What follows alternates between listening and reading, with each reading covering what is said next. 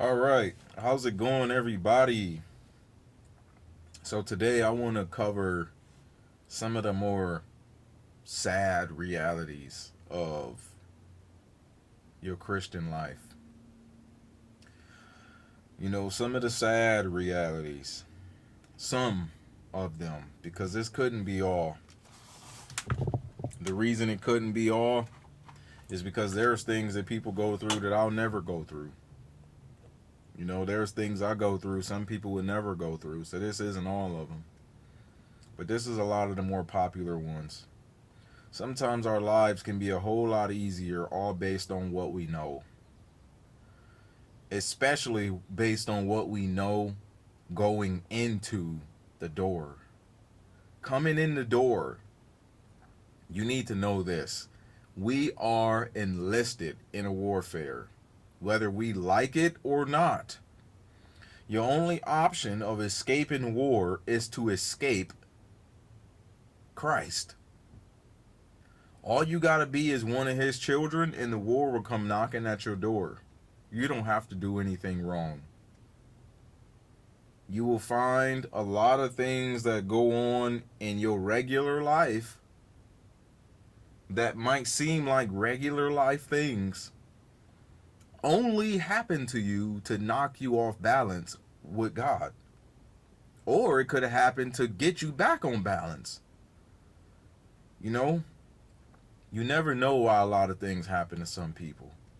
Especially stuff like being fired, divorced, broke up with, excommunicated, like a lot of things like that. What you did not know is that a lot of that stuff come directly from the mind of God, because he might have saw fit for something like that to work. However, the devil gets used to do a lot of that stuff, because the devil think that you know, if you go through this, then you'll turn away from God. And the Lord is like, nah, if you go through this, He's gonna cling to me harder. Let's just watch and see. If only Job knew the conversation that the Lord and the devil had, Job probably would have handled the situation a little differently. Sometimes you just need to think like that. Like, just think like that, right? Think like this. If Job heard the conversation that the Lord and the devil had, Job would have handled this situation a lot differently. You can encounter the same kind of thing. You can. Your name is known in heaven. Not everybody's name is known in heaven.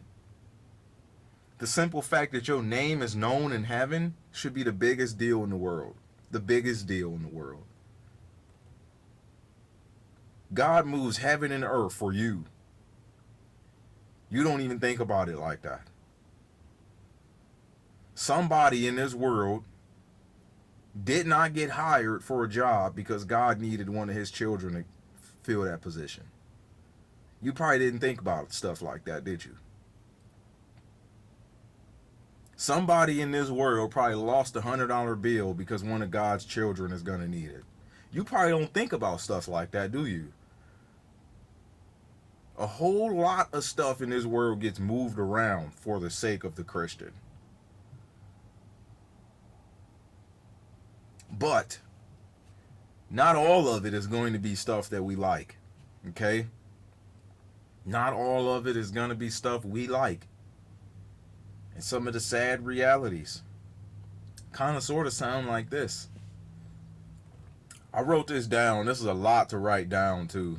So this might even be up in 2 videos. Who knows? A huge part of the reality of Christianity is about waking up inside, to intentionally choose a side, and actively participate in the spiritual war that you had no clue of being a part of anyway. What you soon find out about the reality of it is the most realistic form of what reality is. Reality is not really reality as we know it. Dead serious, just not. Some people think reality is about paying bills until you die. It sound a little something like that. Get a car, get a house, get a woman, get a dog, put a fence around the house for the dog, put food in the fridge, and turn your bills in. Some people think that's what reality is, and it's not. That's not reality at all. Moses didn't live like that. If that was reality, Moses would have lived like that. The real, the most realistic, raw form of reality is the spiritual world. It'll blow your mind to find out that a lot of the way the world is all come from how the spiritual world is. I mean, it wouldn't be that mind blowing now that I just told you, but still. What you also find out is most of what you thought Christianity was is another form of the kingdom of darkness, acting as a hideout for people who like the idea of Jesus but not the reality of him. That's hard. Most of what you thought Christianity was is nothing but a refrigerator for people that don't want to die yet. It's nothing but a hideout for people that like how Jesus sound but don't really want him to be Lord. Most of what you thought most of, not all of, but most. Some people would, like they would be content with settling on a form of godliness rather than godliness. That's like if you spent $1 million on an art piece, somebody say, here's a picture of the picture. No, give me the real one. Give me the real one. Which is a real sad and difficult thing to know, but most people won't know unless it wakes up inside of them. You will be the outcast in everything, everywhere, except within like-minded people. You'll hear all the time how you're of the devil. Ooh. Because nobody understands that the majority of the ridiculous things you've ever done was simply about trying to stay saved and nothing else. The things that the Lord will have a person do to get their lives on balance. Somebody might say, well, my God would never do something like that. That's because your God isn't God. Your God is yourself. Well, my Jesus would never do that. When the last time you read the Bible? Didn't the Father have Moses do that? Didn't the Father have Abraham do that? Didn't the Father have Hosea and Isaiah and Zechariah and them do that? And you mean to tell me your Jesus don't do that?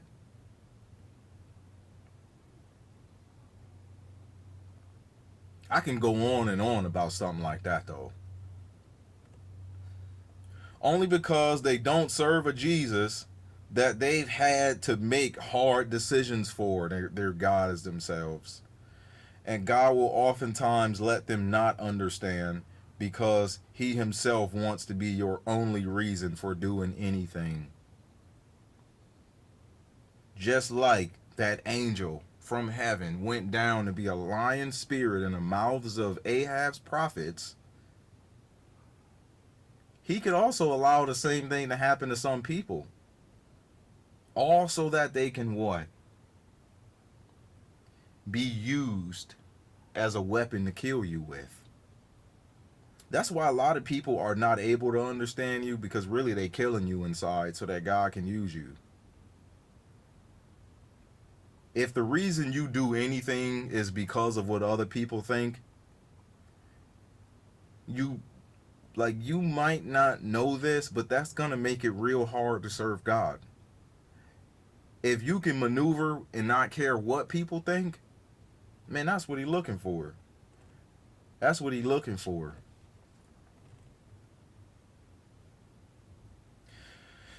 A lot of the dreams you once held dear to you will die to you and look just as plastic as they have always been, but you couldn't see it due to being born in it. Especially the American dream. Why would anything matter that much when we all can drop dead anytime and walk into eternity? What they also don't understand is that no religion brainwashed you to see it like this. It was mysteriously downloaded into you, and you sometimes feel better off never knowing it like this, and you can't just be convinced of anything contrary to it.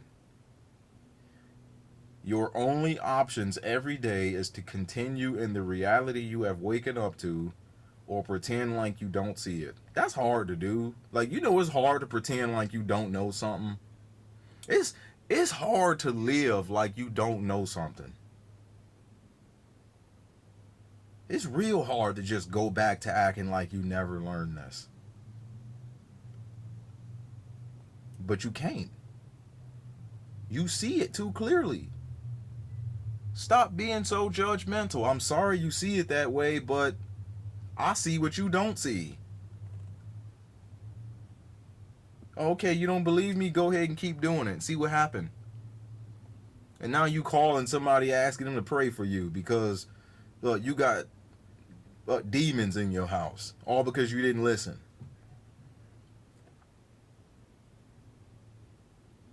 And most of the bad decisions you can make from this point are probably out of escape from how bad the truth about everything is. Because you know so much that, like, a lot of the stupid stuff you can do is probably out of escape of wanting to, like, to see what you see or know what you know. It's like how do I pretend like I just don't know this? Like, but this is a heavy burden to bear. Most of the people you see right now are gonna walk into hell. Most. Like, that's a sad thing to know. That will make anybody want to escape to alcohol. If not for God, you know what I'm saying? Like, that'll make anybody want to escape. I can't walk outside and look at my neighbors. They just cursed God. Like, how can I look at them every day knowing they just did that? And I know that they're going to be judged for that unless they repent. And they don't think they need to? Oh, man. Like, it just, I don't know, man. You have no opinions or personal takes on anything. It's either true or it's not. Well, I don't like your opinion on that matter. I'm sorry, I'm not giving you my opinion. Well, what's your take on this? I don't have any takes on anything. I don't have opinions. I don't have takes on it. It's either true or it's not. And who you are to me and who I am to you does not affect how true or untrue some things are. That's not my opinion. That's not my feelings about it. That's not my take on it. That's what the Bible says. What can I do about that other than just not say it? You know what I mean? I could always just not say it, but why? You know? You don't know how to look at the world as enemies, even when they see you that way.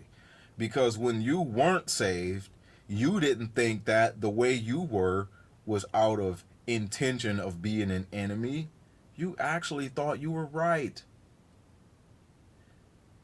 I remember there was a time when they were trying to legalize marijuana use. Some Christians went downtown to protest. And I stood on the opposing side calling them judgmental. Didn't even know what they were talking about. I was on the opposing side throwing rocks and hiding my hand. Acting like I didn't grow up in church. I grew up in church, but I didn't grow up a Christian. It's different. You don't grow up a Christian until you personally get saved. And very few children get saved. Most people get saved in adulthood when they can understand certain things a little bit more. But that don't mean that children just go to hell though. Like that's not like what I'm saying. You know, there's an age of accountability, and I don't really know what that age is. I don't. Some people say it's 13, some people say 16, some people say 10, some people say whenever you know right from wrong. Honestly, I don't know. I don't know.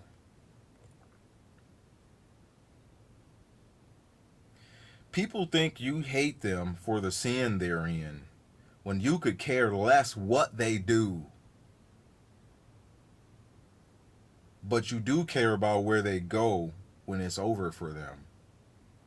You hate your own sin more than you hate anything at all. But you can't talk them into being convinced of that. They still gonna think you hate them. No matter how hard you try. You start to hear clearly that most people's words have demons attached to them. Ooh. Ooh. You start to hear the devil coming out of people's mouths nowadays. You know, people who you used to just let talk your ear off, you start hearing the devil coming out of their voice. You like, why you spitting all that fear off at me? See, I used to buy into that, but now now I can feel fear coming over me. You know, since you started talking, I feel this, like I feel this stench in my bones when you speak. Like it's like, man, your words make my soul itch.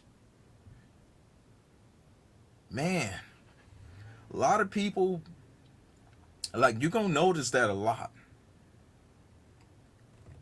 You are going to hear the death or life coming out of everybody's mouth.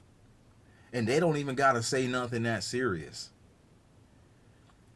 That's why a lot of people end up not liking Christians when they see, like, that's why like a lot of like not so real Christians end up not liking Christians, is because a Christian can hear where they're coming from, whether that's from God or the devil or the flesh.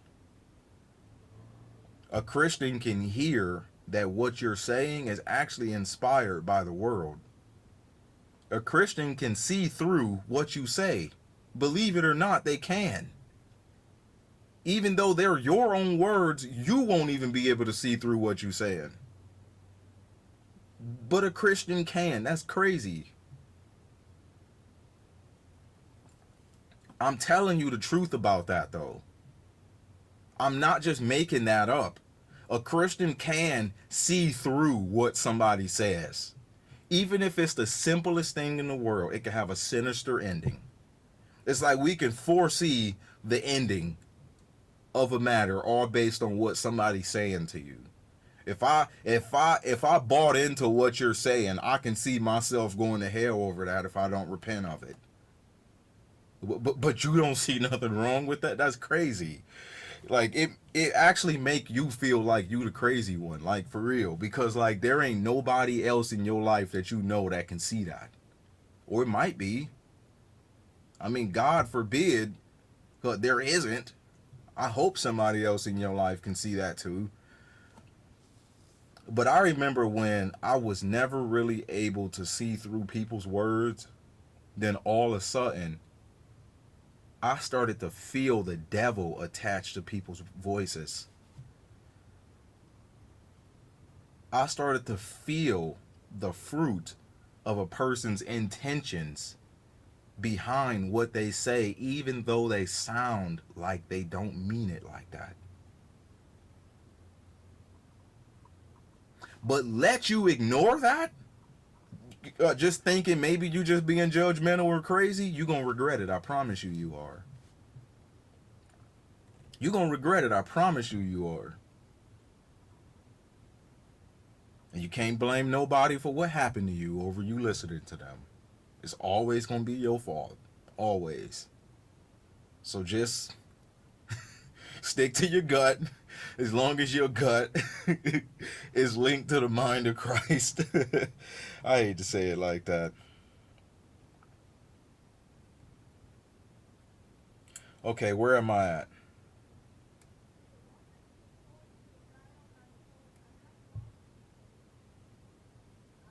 Okay, because the moment you listen to them, okay, let me start this over. You start to hear clearly that most people's words have demons attached to them, and they assume you don't listen, but you really hear exactly what they're trying to do, but they don't know what they're trying to do.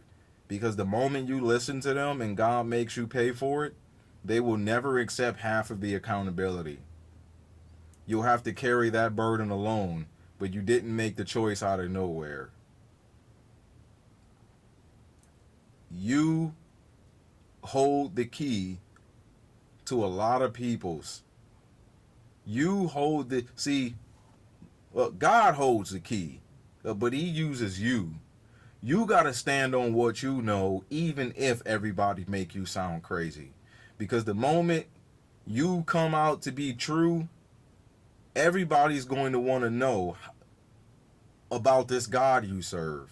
But the moment everybody pays for, taking bad advice or something like that, I mean, you can't do nothing about that. So always stand on what you know. That's the reason God accepts you after accepting the responsibility of your choices, and they still have no peace.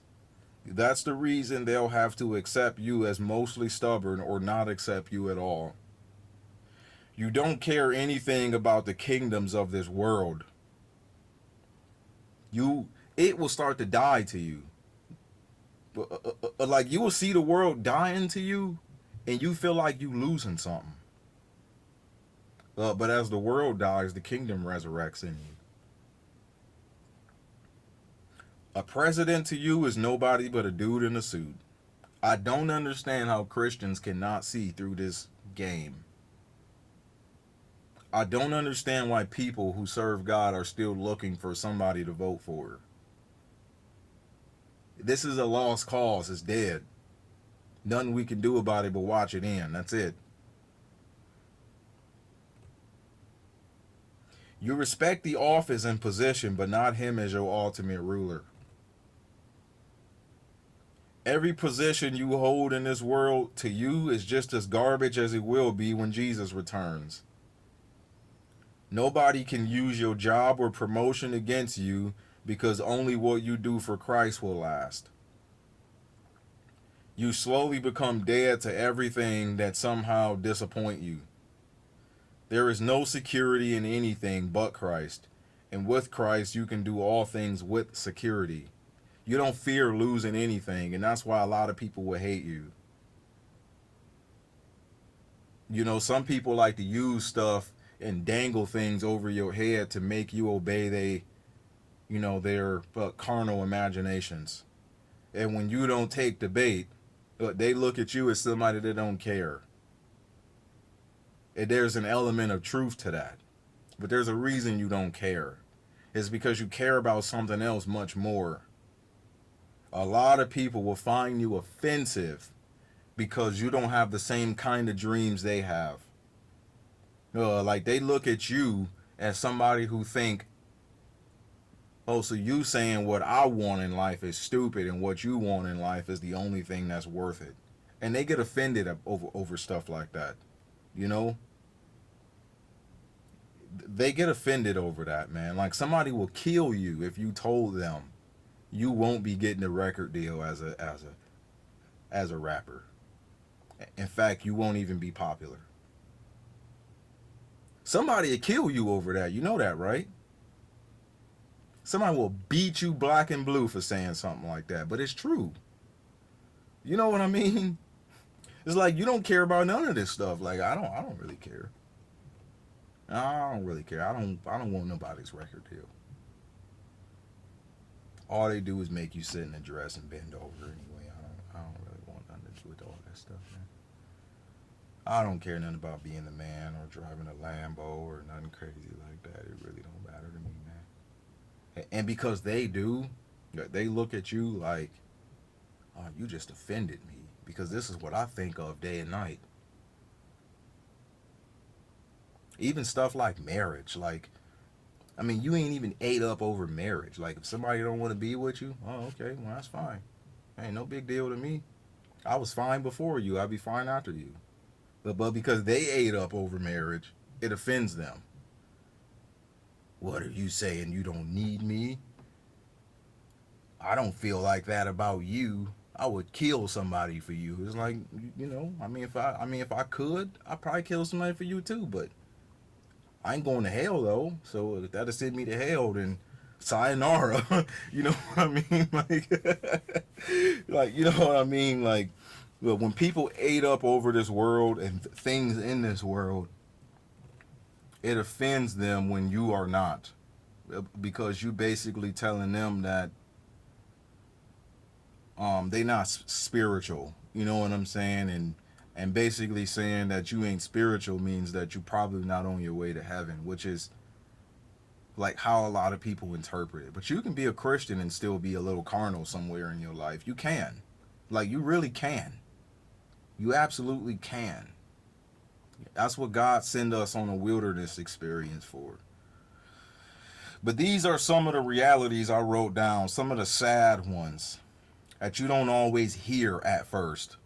You know, a lot of people come into church, they think life is about to be about blessings and happiness, and let's just say they become one of the ones who really get saved for real, really get woke up by the Holy Ghost for real, and everything become the opposite of what it was presented itself to be.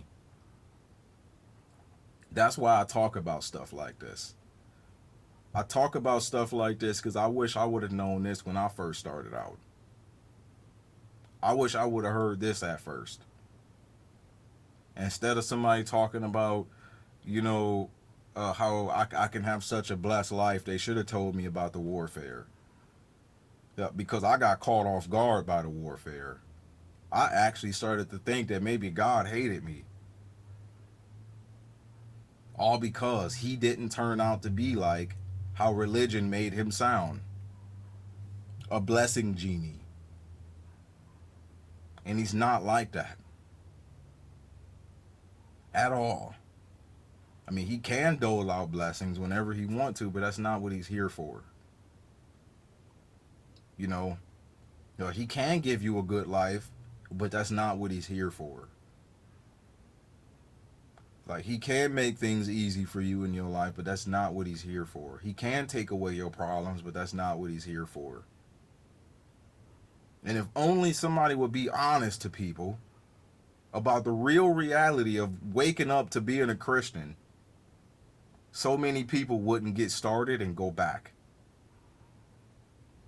And God would much rather you stay back than to get started and go back.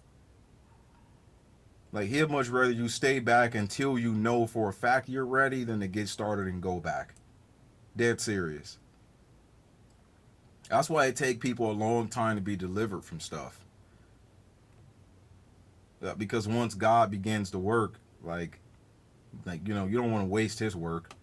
You know what I'm saying? Waste your own work, not his. Like, you know what I mean? But I just thought I might want to clarify this for some people, man, because there's going to be at least one or two people who click on this video whose soul can be in so much better position if only they knew this. We don't make people aware of the things we don't like. We only make people aware of the things that we want God to be like. And that's not fair. That's not giving people a fair chance. Every day is not Friday. This is not your best life. It couldn't be. If it was, then how come I can die? If this was my best life, how come I got robbed? You know what I'm saying? If this was my best life, I don't want to live. Like for real. Because this sucks. Man, but I just had to try and make light of it somehow. I pray that you all learned something from this. Please like and subscribe to the channel. Please help me grow my channel. Like and subscribe if you enjoy the content, if it blesses you in some way, if it helps you in some way. Please share the love. Share this video on your Facebook page or whatever you do. And I'll see you on the next one.